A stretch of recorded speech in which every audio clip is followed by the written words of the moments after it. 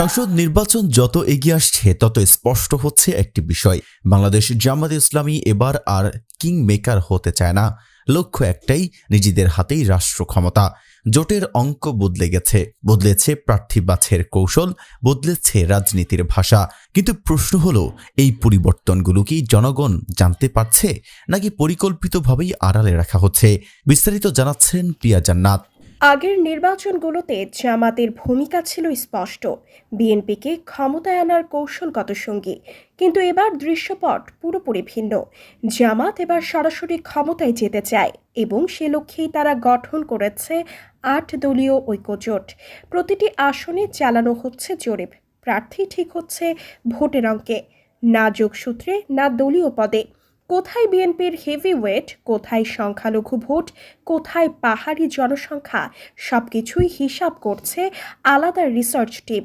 এই কৌশলেরই অংশ হিসেবে হিন্দু অধ্যুষিত খুলনা ১ আসনে প্রার্থী করা হয়েছে একজন হিন্দু নাগরিক কৃষ্ণ নন্দীকে।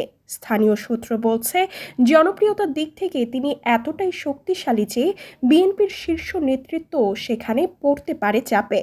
বার্তাটা পরিষ্কার, জামাত এবার শুধু ধর্মভিত্তিক রাজনীতি নয়, করছে ইনক্লুসিভ ভোটের রাজনীতি। সমতলের পর এবার নজর পাহাড়ে। খাগড়াছড়িতে আদিবাসী প্রার্থী দেওয়ার প্রস্তুতি নিচ্ছে জামাত। আলোচনায় আছে ডাকসুর সাবেক সদস্য সর্বমিত্র চাকমার নাম। ঢাকা বিশ্ববিদ্যালয় মাদক ও সিন্ডিকেট বিরোধী অবস্থানের কারণে তিনি দেশজুড়ে পরিচিত মুখ। সূত্র বলছে, শিবিরের সঙ্গে তার যোগাযোগ নতুন নয়, তাই তাকে প্রার্থী করা হলে রাজনৈতিক মহলে চমক লাগবে না। জামাতের কৌশলের আরেকটি বড় দিক, দলীয় গণ্ডির বাইরে প্রার্থী দেওয়া। সাংবাদিক অলিউল্লাহ নোমানকে মনোনয়ন দিয়েছে দলটি, যিনি আন্তর্জাতিক অপরাধ ট্রাইব্যুনালের বিচারকদের গোপন কথোপকথন ফাঁস করে বিশ্বব্যাপী আলোড়ন তুলেছিলেন। সবচেয়ে তাৎপর্যপূর্ণ বিষয়, এই আসনে আগে যিনি মনোনীত ছিলেন তিনি নিজের মনোনয়ন প্রত্যাহার করে ছাত্রকে এগিয়ে দিয়েছেন। বাংলাদেশের রাজনীতিতে এমন দৃশ্য বিরল। তবে এত প্রস্তুতির মাঝেও জামাতের সবচেয়ে বড় দুর্বলতা মিডিয়া। মূলধারার টেলিভিশনগুলোতে জামাত কার্যত ব্ল্যাকআউট। চট্টগ্রামে ২০ লাখ মানুষের ঐতিহাসিক সমাবেশ লাইভ দেখায়নি প্রায় কোনো চ্যানেল, অথচ বিদেশ থেকে একজন নেত্রীর আগমন মিনিটে মিনিটে ব্রেকিং। টকশোতে জামাত নিয়ে আলোচনা হয়, কিন্তু জামাতের কেউ থাকে না।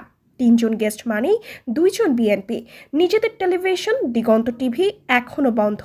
প্রচার যুদ্ধে এই দুর্বলতা কি ভবিষ্যতে সরকার পরিচালনার পথ কঠিন করে তুলবে?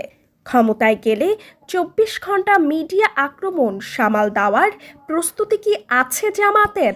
প্রশ্নটা এখন আর শুধু ক্ষমতায় যাওয়া নয়, প্রশ্ন হলো ক্ষমতায় গিয়ে রাষ্ট্র চালানোর প্রস্তুতি কতটা সম্পূর্ণ। মাঠে জামাত এগোচ্ছে, কিন্তু মিডিয়ার ময়দানে তারা এখনো পিছিয়ে। দর্শক, আপনার মতামত কি? কমেন্টে জানান। আর আপডেট পেতে সাবস্ক্রাইব করুন আমাদের চ্যানেল।